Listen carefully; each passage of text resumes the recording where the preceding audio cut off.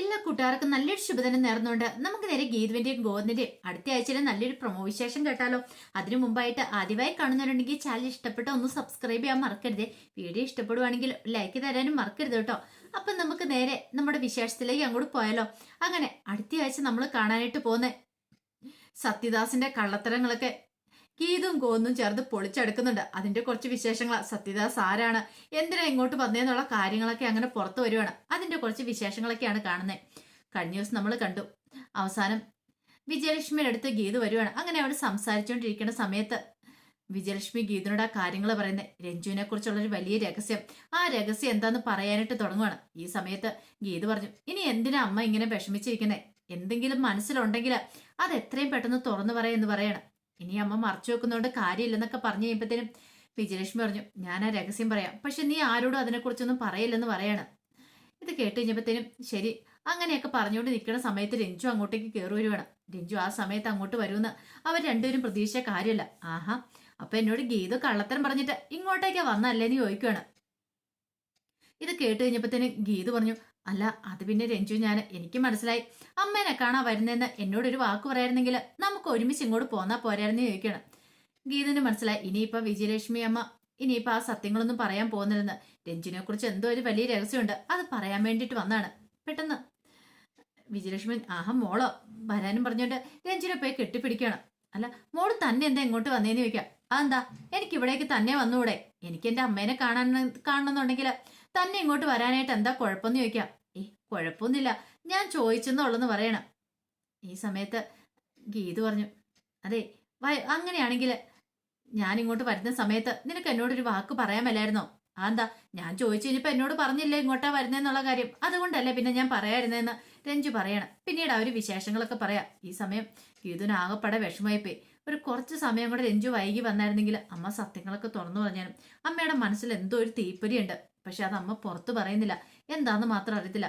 പിന്നീട് വിജയലക്ഷ്മി പറഞ്ഞു, രഞ്ജു അങ്ങോട്ട് മാറിക്കുമ്പോ അതിനെക്കുറിച്ചുള്ള കാര്യങ്ങളൊക്കെ ഞാൻ പിന്നീട് ഒരിക്കലും നിന്നോട് പറയാം, ഇപ്പൊ അതിന് പറ്റിയ അവസരമല്ല, രഞ്ജു അത് ഒരിക്കലും അറിയാനായിട്ടും പാടില്ലെന്ന് പറയണം. പിന്നീട് ഗീതു രഞ്ജുവും വീട്ടിലേക്ക് മടങ്ങുവാണ്. ഈ സമയത്ത് ഭദ്രൻ നേരെ വീട്ടിലേക്ക് ചെല്ലുവാണ്. വീട്ടിലേക്ക് ചെന്ന് കഴിഞ്ഞപ്പോഴത്തേനും ഒരു നിമിഷം വിലാസിനെയും വിനോദവും ഒക്കെ ഞെട്ടിപ്പോയി. അവരാരും പ്രതീക്ഷിച്ച കാര്യമായിരുന്നില്ല ഭദ്രന്റെ ഇങ്ങനെയുള്ള ഒരു വരവ്.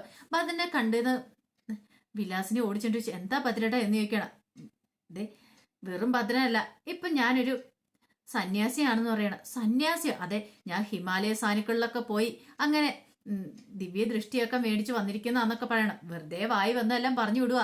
ഇത് കേട്ട് കഴിഞ്ഞപ്പത്തിന് ഒരു നിമിഷം വിലാസിന് ചോദിച്ചു, എന്താ ഭദ്രേട്ട ഇങ്ങനെയൊക്കെ പറയണേ, ഭദ്രേട്ടൻ കാശിക്ക് പോയെന്നല്ലേ ഇവിടെ എടുത്തു വന്നേ, പിന്നീട് എന്താ ഇങ്ങനെ സംഭവിച്ചെന്നൊക്കെ ചോദിക്കാം. വിനോദം വന്നിട്ട് പറഞ്ഞു, അച്ഛന്റെ ഈ വേഷം ഇതങ്ങോട്ട് അച്ഛൻ മാറ്റി വെക്കുക, അച്ഛൻ ഇത് ഒരിക്കലും ചേരുന്ന വേഷമൊന്നുമല്ലെന്ന് പറയാം. അയ്യോ അങ്ങനെ പറയരുത് മോനെ, അങ്ങനെ പറയരുതെന്നൊക്കെ പറയണം.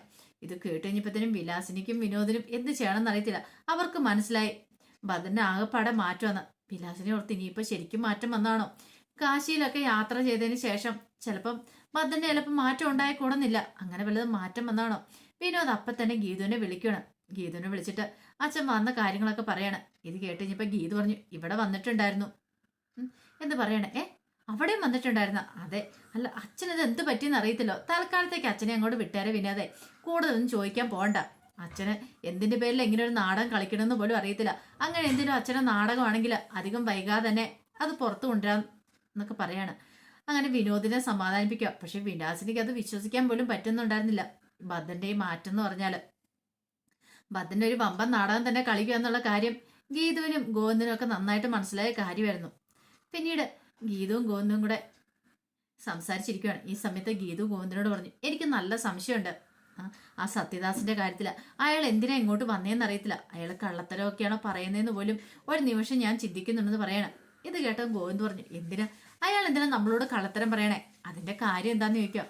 എനിക്കറിയത്തില്ല ഗോവിന്ദേട്ടാ, പക്ഷെ എനിക്ക് അത്രയ്ക്ക് അങ്ങോട്ട് അയാളെ വിശ്വസിക്കാനായിട്ട് പറ്റുന്നില്ല.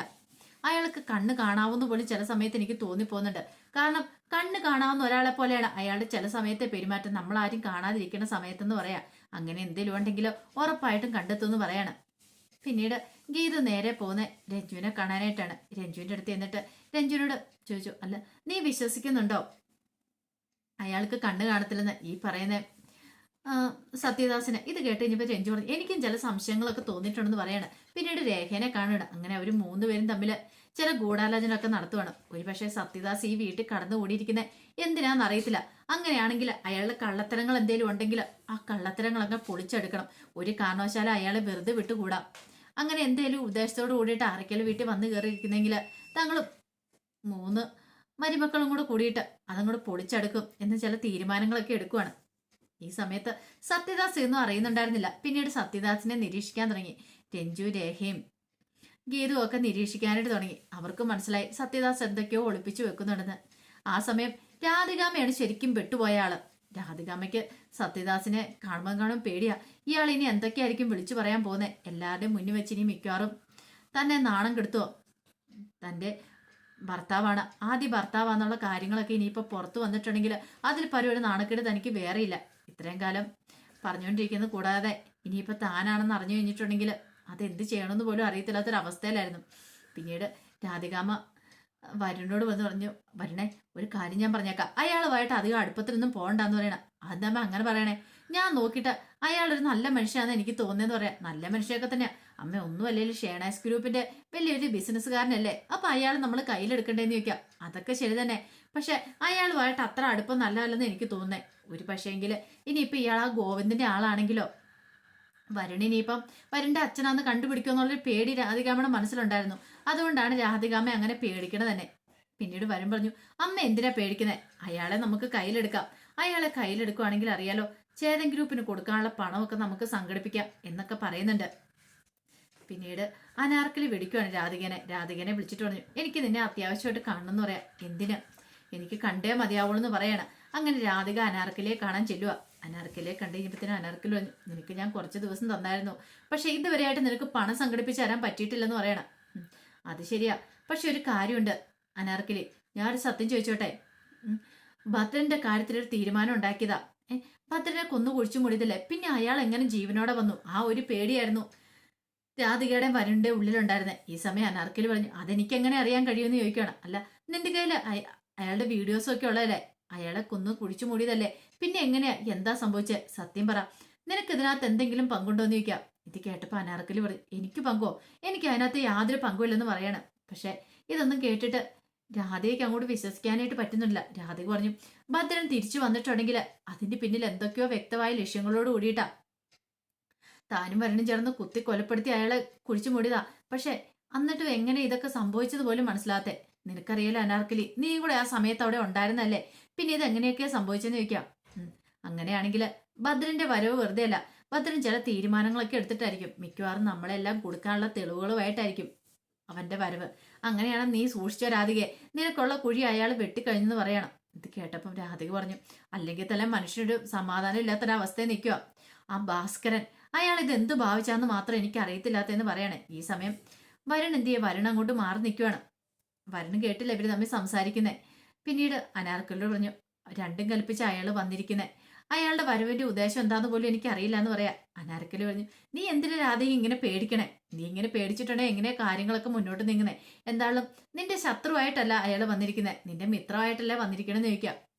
മിത്രമാണ് പോലും, പക്ഷെ അയാൾക്ക് എന്നെ എതിരായിട്ടും തിരിച്ചറിയാൻ കഴിഞ്ഞിട്ടില്ല. ഒരു പക്ഷെ അയാളുടെ കണ്ണിന് കാഴ്ചശക്തി കുറവാ, അതുകൊണ്ടായിരിക്കും തിരിച്ചറിയാൻ കഴിയാത്തെ. അതുകൊണ്ട് ഞാൻ രക്ഷപ്പെട്ടു പോന്നു. പക്ഷെ എത്ര കാലം എനിക്ക് ഒളിച്ചുകളി തുടരാൻ പറ്റുമെന്ന് എനിക്കറിയില്ല എന്ന് പറയണം.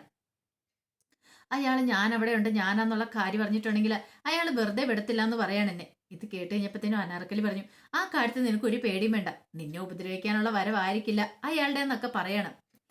പിന്നീട് സത്യദാസ് പുറത്തു പോണ സമയത്ത് രഞ്ജുവും ഗീതവും രേഹയും അവര് നോക്കണം. അവര് ഇയാൾ എങ്ങോട്ടാ പോണേ, ആരോടൊക്കെ സംസാരിക്കുന്നുണ്ട്, എന്തിനു വേണ്ടിയിട്ടാന്ന് തന്നെ ഒരു CID പണി തന്നെ അവർ മൂന്നുപേരും ചെയ്യുവാണ്. അങ്ങനെ അവസാനം അവരെ സത്യത്തിലേക്ക് എത്തിച്ചേരുവാണ്. കാരണം ഈ സത്യദാസിനെ ജയിലിൽ നിന്ന് പുറത്തിറക്കിയത് വേറെ ആരുമല്ല, ഗോവിന്ദാന്നുള്ള സത്യം. പക്ഷെ ഗോവിന്ദ് അങ്ങനെ പുറത്തിറക്കണമെങ്കിൽ അതിന്റെ പിന്നിൽ എന്തേലും വ്യക്തമായ ലക്ഷ്യം കാണുമായിരിക്കും. ഗോവിന്ദിന് ചില സത്യങ്ങളൊക്കെ കണ്ടുപിടിക്കണമായിരുന്നു. അതിനു വേണ്ടിയായിരിക്കും രാധികാമ്മയുടെ കള്ളത്തരം കണ്ടുപിടിക്കാനാണോ, അതിനിപ്പോ തന്റെ അച്ഛന് എന്താ സംഭവിച്ചെന്ന് അറിയാൻ വേണ്ടിയിട്ടാണോ ഗോവിന്ദ് ഈ പറയുന്ന സത്യദാസിനെ പുറത്തിറക്കിയാന്ന് അറിയത്തില്ല. അപ്പൊ അതിന്റെ വിശേഷങ്ങളാണ് നമ്മൾ കാണാൻ പോകുന്നത്. ഇതിന് പിന്നെ വലിയൊരു ട്വിസ്റ്റ് ഒളിഞ്ഞു കിടപ്പുണ്ട്. ഒരു പക്ഷേങ്കില് ഗോവിന്ദ് അങ്ങനെ ഇറക്കിയെന്നുണ്ടെങ്കിൽ ഗോവിന്ദന് അറിയായിരിക്കും തന്റെ അച്ഛന്റെ തിരോധാനത്തിന് പിന്നെ രാധികയാണോ അല്ലെങ്കിൽ അനാർക്കലിക്ക് എന്തെങ്കിലും പങ്കുണ്ടോന്ന്. അതോടൊപ്പം തന്നെ സത്യദാസിനോട് ചോദിക്കുന്നുണ്ട് അനാർക്കിലിയുടെ മോൾ എവിടെയാന്ന്. അനാർക്കിലിയുടെ മോൾ എവിടെയാണ് തനിക്കറിയാന്ന് സത്യദാസ് പറയുന്നുണ്ട്. അങ്ങനെയുണ്ടെങ്കിൽ ആ മോൾ എവിടെയാന്ന് എന്നോട് പറയണം, എനിക്കറിയണം ആരാ മോളെന്നൊക്കെ. ഒരുപക്ഷെ രഞ്ജുവാണ് അനാർക്കിലിയുടെ മോളെന്നുള്ള സത്യം സത്യദാസ് തുറന്നു പറയുമെന്നറിയത്തില്ല. അങ്ങനെ തുറന്നു പറഞ്ഞിട്ടുണ്ടെങ്കിൽ എന്തൊക്കെയാ സംഭവിക്കാൻ പോകുന്നു അറിയത്തില്ല. ഒരുപക്ഷെ ഗോവിന്ദ് രഞ്ജുവിനെ ഇല്ലാതാക്കാൻ ശ്രമിക്കുമോ, അതോ ഇനിയിപ്പം ഗോവിന്ദ് ആ, രഞ്ജുവിനല്ല അനാർക്കിലിയോട് ക്ഷമിക്കുമോ. കാരണം രഞ്ജുവിനെ ഒരിക്കലും ഇല്ലാതാക്കാനായിട്ട് ഈ പറയുന്ന ഗോവിന്ദന് സാധിക്കില്ല. പക്ഷേങ്കിൽ സത്യദാസ് എന്തൊക്കെ പറഞ്ഞാലും അവസാനം ഗോവിന്ദ് രഞ്ജുവിനെ സംരക്ഷിക്കുക തന്നെ ചെയ്യും. അപ്പൊ അതിന്റെ വിശേഷങ്ങളൊക്കെ നമുക്ക് എല്ലാവർക്കും കാത്തിരിക്കാട്ടോ. ഒരിക്കൽ കൂടി എല്ലാവർക്കും നല്ലൊരു ദിവസം ആശംസിച്ചു നിർത്തുന്നു. നന്ദി.